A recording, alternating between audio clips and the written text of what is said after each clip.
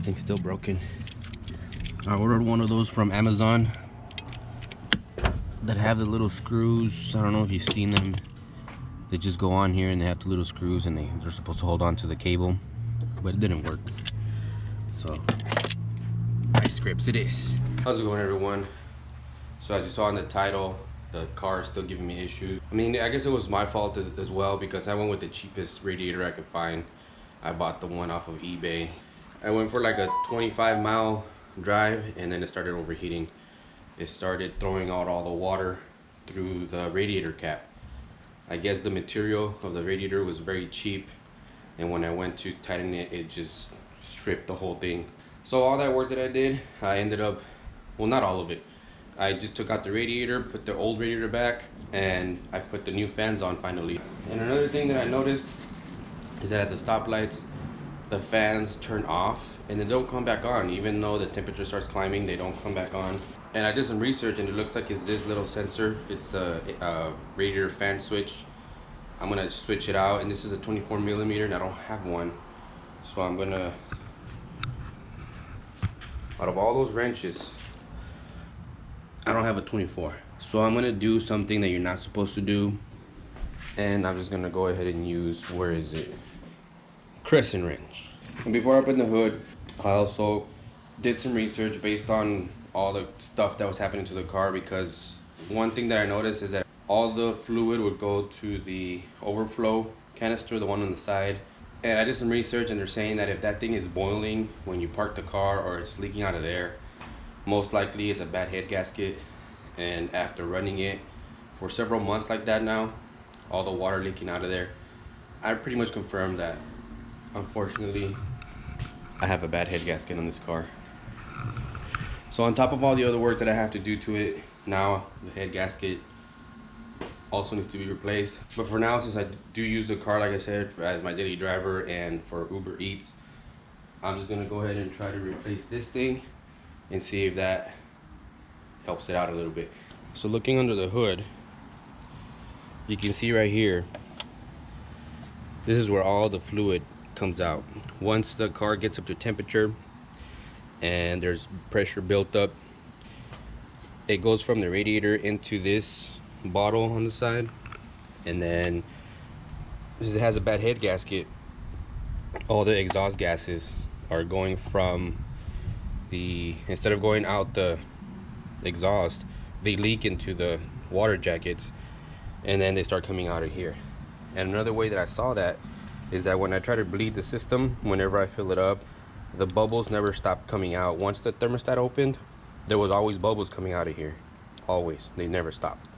So that indicates to me that there's exhaust gases leaking into the radiator system. But for now, I gotta keep using the car. It still runs okay. So right now I'm gonna replace the sensor. It's right here. So let's go ahead and grab that crescent wrench and try to yank at that to see if it takes it off.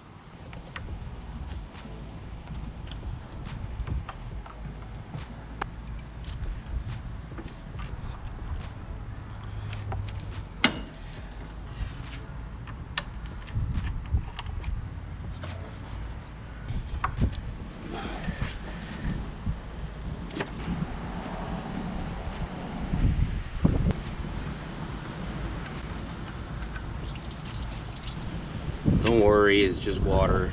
There's no coolant in there. So I'm gonna go ahead and put that other one in and see if that, it's not gonna fix it because it has a bad head gasket, but hopefully it'll help.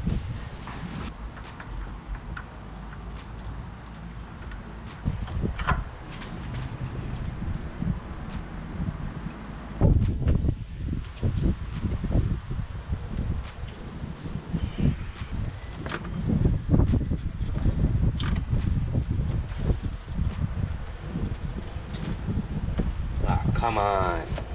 Doesn't want to click on there.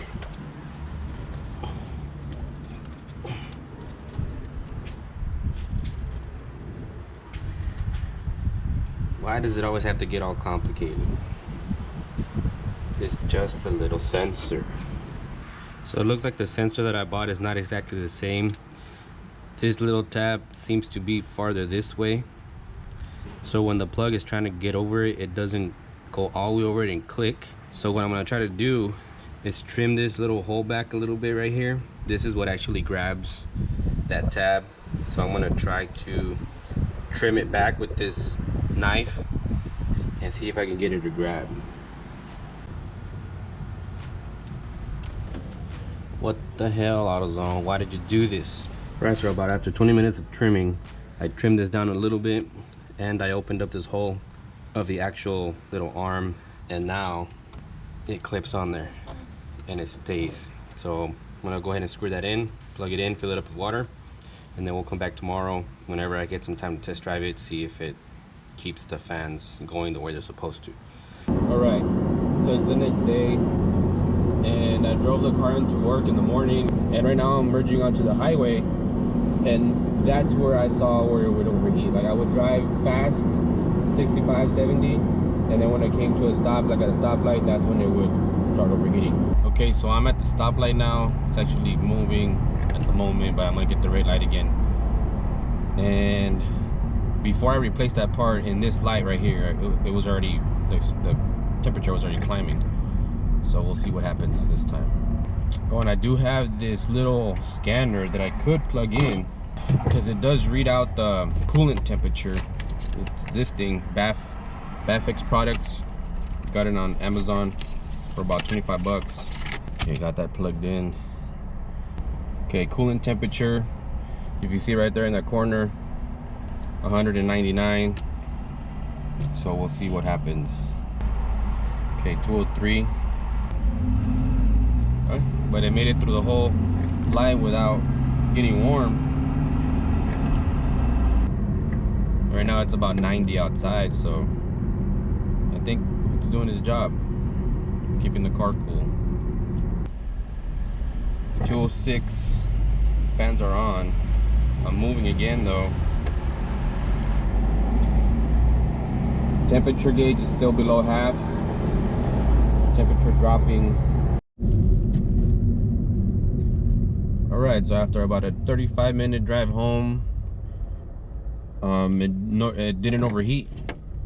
I did see the coolant temp climb up to 228 though. I don't know if that's normal for the Honda Civics, but the temperature gauge moved up slightly, maybe not even to half. Right now it's below half. Let me show you where it's at. Let me get this camera off of here. It's upside down, and as you can see, the temperature gauge is below half. When the temperature spiked up, which is kind of doing it right now, it's at 217. The fans should be on, and I hear them on. Let's see what the temperature does, because I am stuck in this long line. Let's see how it's going up. 224 right now. So it's struggling to keep it cool. 228.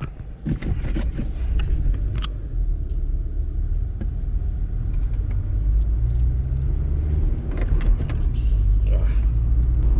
231. Temperature gauge is right at the half mark.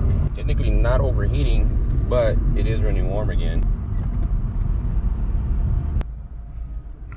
Temperature went down because I started to move. There it goes back up. So what I'm gonna do is when I get home, I'm gonna just sit there and let it idle for a little bit, because it seems like in the stoplights it's still warming up. Yep, there it goes, it's climbing up.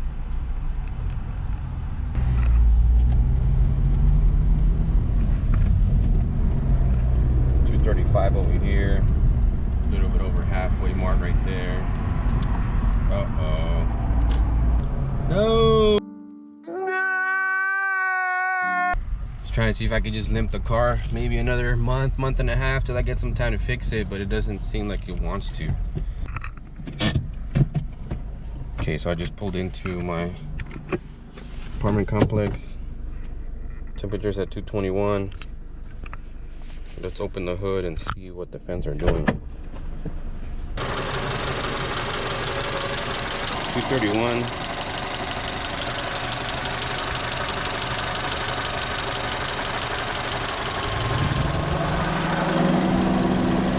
235.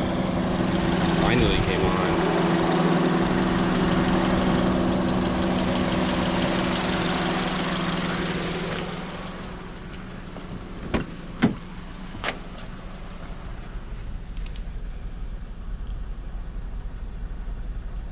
Fans are on and the temperature's climbing. Nope.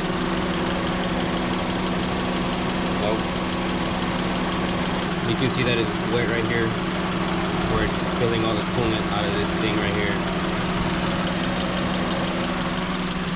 242.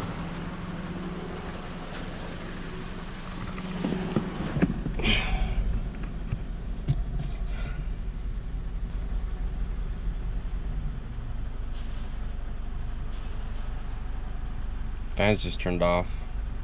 Why do they turn off though? Coolant temperature is way too high.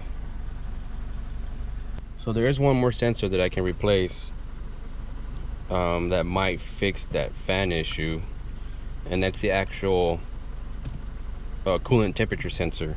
That sensor is this one right here. Yeah, I'm just gonna go ahead and do that. Replace that one and see if that fixes it. No, well, I'll correct myself. It's not gonna fix it, of course, because it has a bad head gasket. But hopefully that helps the fans come on when they're supposed to. Because I feel like if the fans came on, I would be able to drive it like I was driving it. Up to like 3 hours and then stop and put more coolant in it or more water. But now I did reset that trip meter this morning. And it only gave me 35 miles before it's doing this. Before I could get it up to like 150, almost 200 miles before it started overheating. At which case I would just stop and put more coolant in it. But now it's not even giving me not even 40 miles. And that's not good for me, for what I need the car for. So I think I'm just gonna go to AutoZone, or I don't know, maybe Amazon, and get that other sensor, throw it in there. And if that doesn't work, then I'm just out of luck, I guess. I don't know, I guess I'll just keep using it how it is and just stop every time it does that and put more coolant in it or something. I don't know. All right, we'll see you guys later. Right, so I went to AutoZone yesterday, got the sensor, and that drive that I just went to AutoZone and did try to do some Uber Eats. 20 miles, it started overheating. So I'm just gonna bite the bullet. I already ordered the head gasket, and that's what I'm gonna do. I'm gonna replace the head gasket. And I don't know if I had said before, but I already have all the transmission stuff. I have the clutch. This is some exhaust stuff for the truck. But I have the bearing that it needs because it's making a weird noise. I have all the motor mounts in there. Transmission fluid. So I'm just gonna go ahead and do all that at once. So just want to thank you guys for watching. Like, subscribe if you want to see more. And we'll see you guys next time.